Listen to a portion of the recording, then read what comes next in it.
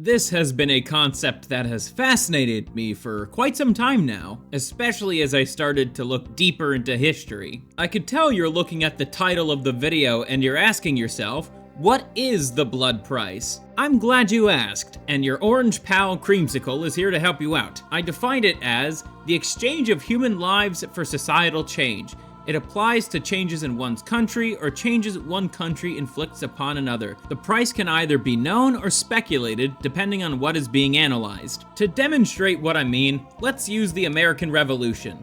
There were around 2.5 million people in America, that's excluding Native Americans. The American population suffered around 25,000 troops dying, and if we crunch the math, that's only around 1% of the population that was paid for the blood price. This was a solitary event, and once the war ended, the blood price was paid. Now that you guys have a simpler example as to what I'm trying to get at here, let's move over to a more complicated example, such as the Iranian Revolution. The point that I'm trying to show here is that the blood price does not necessarily have to be astronomical in the moment. Just from a simple web search, you could find the casualties range from 500 people to 2,700.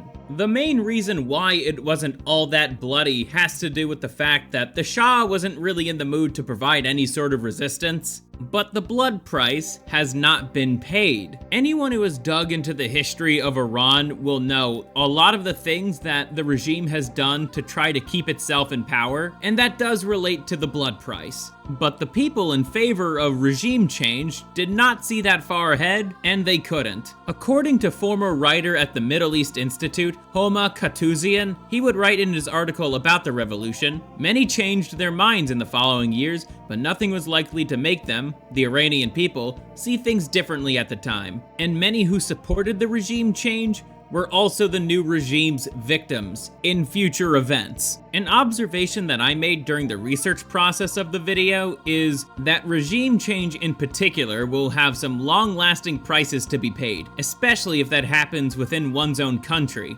Now, to give a little bit of context of Iran at the time, it was very much like modern-day Turkey regarding its Islamic beliefs. You weren't gonna get flogged if you were drinking. Women did not wear hijabs, and they also went to school. And people didn't stop in the middle of the road to pray like they do in Canada or Western Europe. Going from that to fundamental Islam is something, to say the least. The consequences of Iran doing that, ditching the Turkish style of Islam, was something the revolutionaries did not predict. Those consequences would be rather dire. However, some of those consequences would help pay the blood price for regime change, such as the 1988 prison massacres. Katuzian would argue that it was inevitable that the purging of citizens would happen. As he writes, in a revolt against an arbitrary state, whoever wants anything short of its removal is branded a traitor. That is the logic of the slogan of In Beravar Vaharshe Mikahad Beshavad, or in English, let him go and let there be flood afterwards. Anything going against the new regime would be met with severe punishment on the premise that they were loyalists of the Shah. The conclusion that I came to is that the atrocities committed by the regime the revolutionaries fought for against them and their descendants would lead to the protests happening in Iran today, although they're not entirely organic as certain foreign powers are meddling in them. Something tells me that blood price is gonna be paid very soon. Something else that y'all should know about the blood price. It doesn't require the use of swords or bullets or any other kind of weapon. A great example as to what I'm talking about here would be Communist China's Great Leap Forward. Said event would be the opposite, where the price would be paid fast and immediately over the span of 4 years, with the death toll estimating from 15 million to 55 million people. A lot of retarded communist fucks like to deny this, but the proof is undeniable. I'm not gonna get into every single aspect of what went wrong. I will be going over the dumbest decisions Mao made during that period. According to the Everything Everywhere podcast in its article about it, the creator of the podcast, Gary Arndt, writes, Mao Zedong and the Communist Party had successfully unified China after a lengthy civil war and were eager to transform their largely agricultural nation into a modern industrial power. First, Mao was deeply influenced by Soviet industrial success,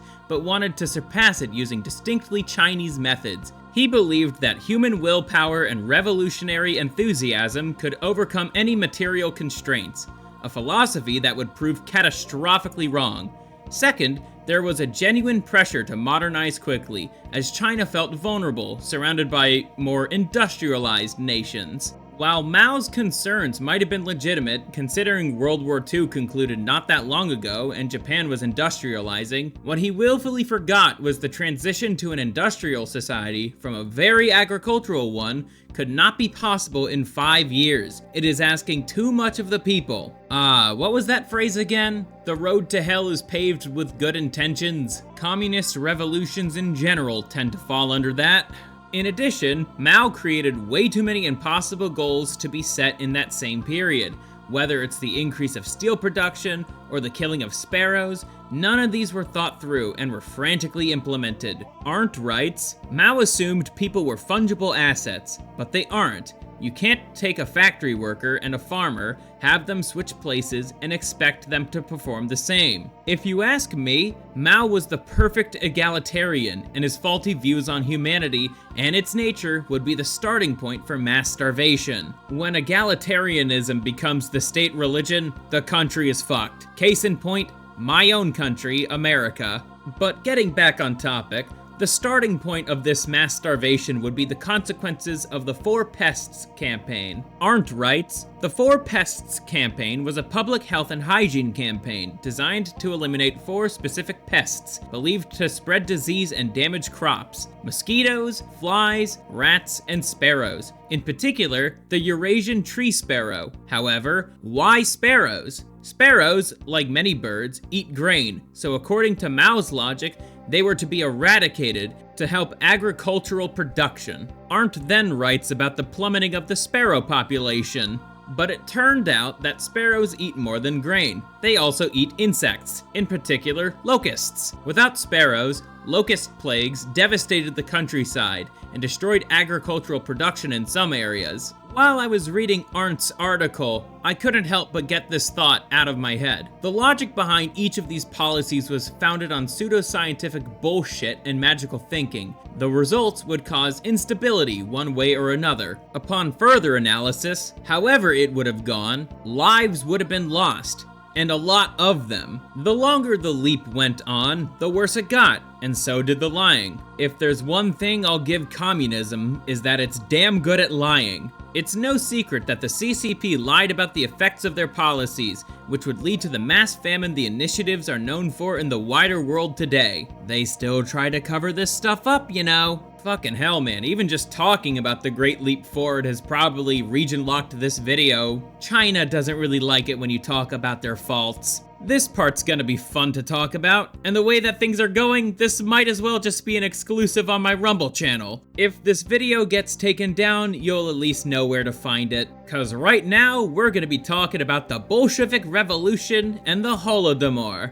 The Holodomor is another example of mass starvation, albeit one that impacted the people the Bolsheviks were trying to, quote-unquote, fight for. It is estimated that 60 million died via starvation. In addition, the Bolsheviks killed millions more via executions. The Bolsheviks, who were majority Jewish, manipulated the kulaks and others, gaining popularity among the Russian people on pure deceit. The promises of Mir, Zemlya, Khlyeb, or in English, peace, land, and bread, were perfect because they rose up after World War I. According to BBC of all sources, Lenin's promises were peace. Lenin could see that the Russian people wanted an end to the war. The Bolsheviks declared that they would make peace with the Germans. Land. Bolshevik support was concentrated in the cities. They had very little support among the peasants who made up the vast majority of the population, and by offering them land, Lenin ensured that the peasants stayed neutral when the Bolsheviks made their bid for power. Bread. Lenin claimed that the Bolsheviks could solve food shortages that existed in the towns and cities. Now, let's take a look at the results of those promises. Peace with the Germans was short-lived primarily because of World War II, but according to the State University of New York, regarding the effects of the Treaty of Brest-Litovsk,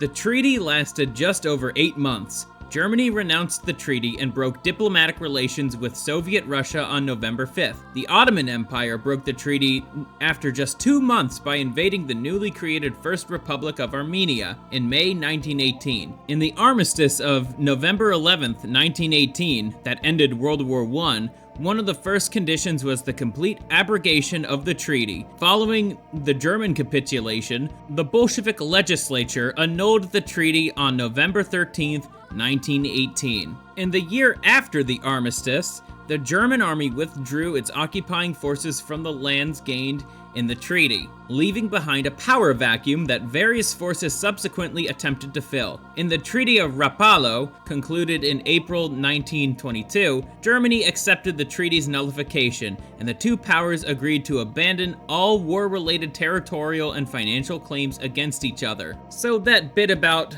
peace with Germany, that was a fucking lie. Another side effect of the Bolshevik Revolution was the Russian Civil War in 1918. Which means there was also no peace between the people and the government. Regarding land, there's a reason why there are so many jokes about communist farms. Revolts by farmers were very common during that time in Russian history. As for bread, the consequences of Bolshevik food and farming policies caused the Holodomor. To conclude my point, the Bolsheviks knew the blood price was not just the murder of Saint Tsar Nicholas II and his family. They were very enthusiastic to pay that price so they could gain their communist utopia and for Jews to control a superpower. Compared to what I'm going to be talking about next, at least the blood price got paid. The horrors that happened in Soviet Russia did come to an end, thank the Lord. This next example of the blood price is going to be an example where it can't be paid. Okay, enough dilly-dallying, I'm just going to say what it is.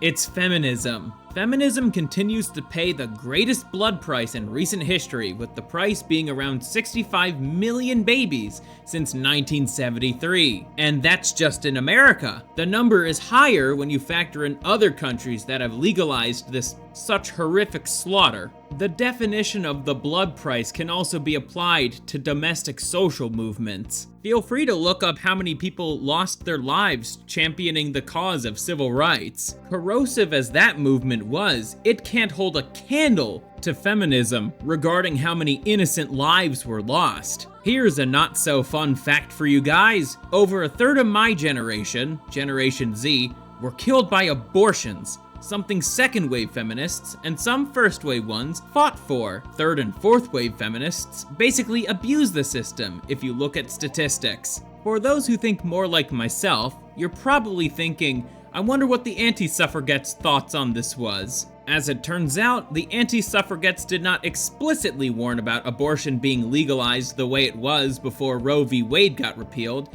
They did warn what the consequences of taking women out of the home and into the polling booths and the workplace would be. Primarily less influence on their children and the degradation of gender norms established by God. There are many consequences to doubling the workforce, and the normalization of abortion is absolutely one of them. But that will be explored in a future video. So let's get back on topic here. The difference between the other examples and feminism is that the blood price can't ever be paid. The price, simply put, is everyone on Earth. Feminism is inherently nihilistic because it wants to subvert what God wants men and women to be. And the end goal of that subversion is our extinction. To see the fruits of feminism, you just have to take a look at the declining white birth rate across all the Western world. Ultimately, if one wants to make a change in society on a massive scale, they have to keep in mind the blood price, even if it's something like getting us back on track as a society or the return to courtship. Every now and then, I see something that one of my friends posts on Twitter, and it sounds something really innocent. In my mind, I'm thinking of, How much will this cost us in blood? And are you willing to make the purchase in the first place? When you think about it like that, will you support the things you support? Now, if you'll excuse me, I need to get back to my royal duties.